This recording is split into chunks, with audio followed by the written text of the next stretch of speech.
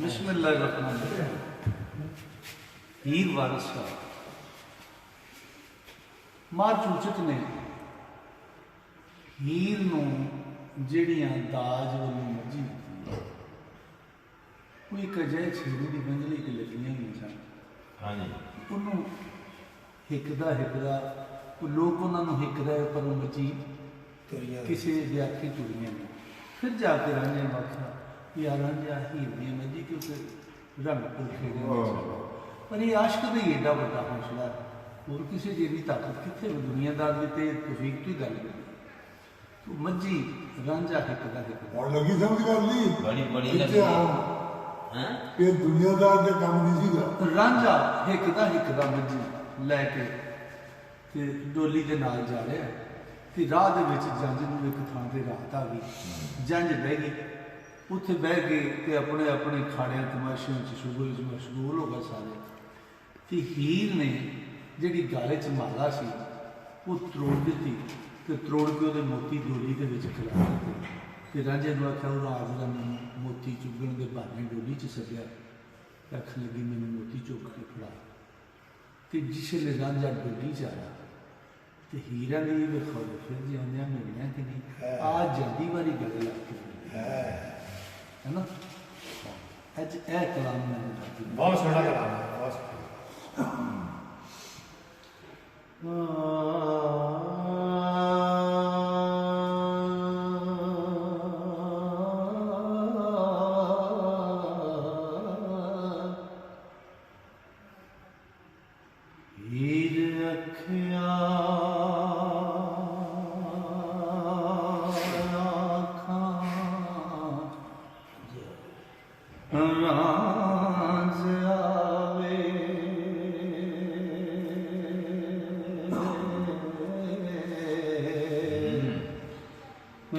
ਗਲੀ ਲੱਗ ਮਿਲੇ ਜਾਂਦੀ ਵਾਰ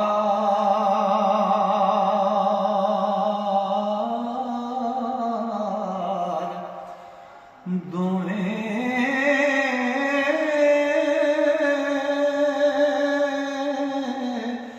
ਵੇ ਨੈਣ ਤਰਸਦੇ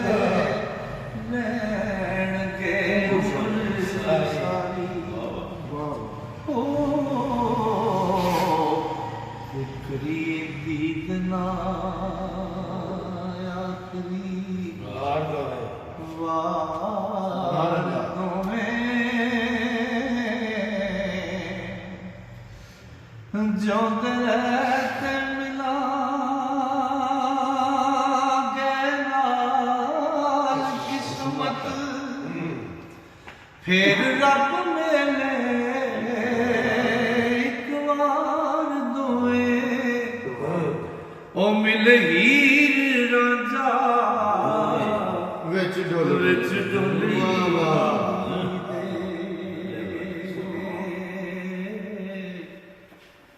जफ्फी घट के उलार दोए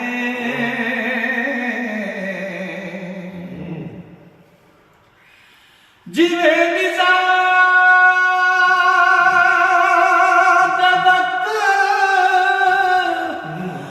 जुदाई कर दे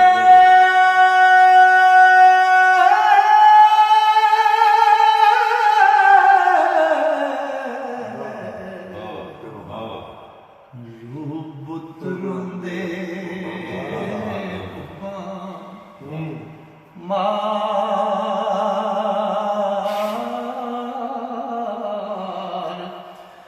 दोवें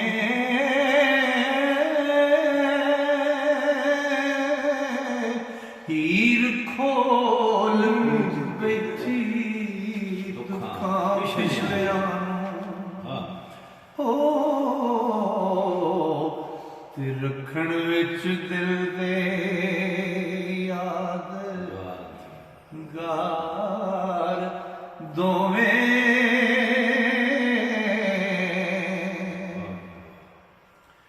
ते होया जदों अलस्त दा हुक्म नाज़िल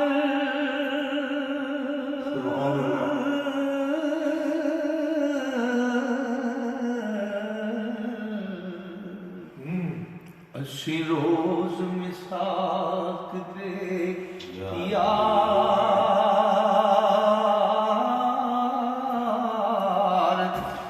ਦੋਵੇਂ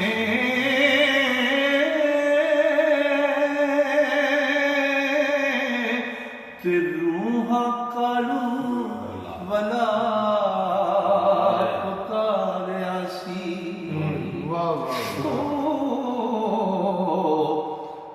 ਰੱਖ ਕਰਦੇ ਆਪ ਵਿੱਚ ਬਹੁਤ ਪਿਆਰ ਦੋਵੇਂ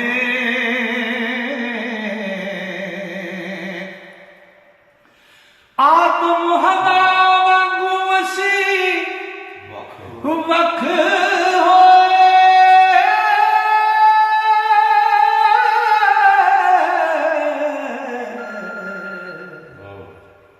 करके टुरे संकोल इकरार दोएं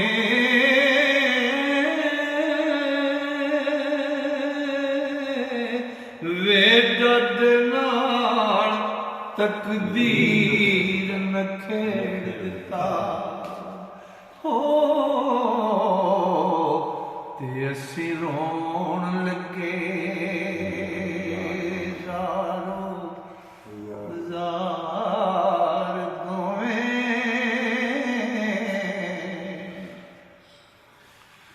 ਦੁੱਖ ਦਰਦ ਅੰਦੂ ਮੁਸੀਬਤਾਂ ਨੂੰ ਕੱਟ ਜਾਗੇ ਵਿੱਚ ਸੰਸਾਰ वे मेरा यार है मिलिया मैनू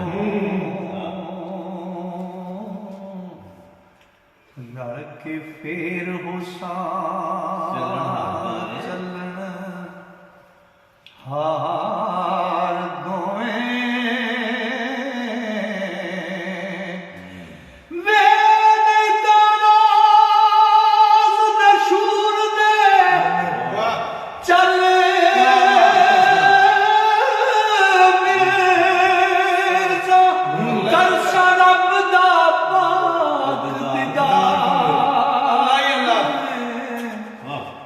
ਦਿੱਤਾ ਹੀਰ ਪਹਿਲਾਂ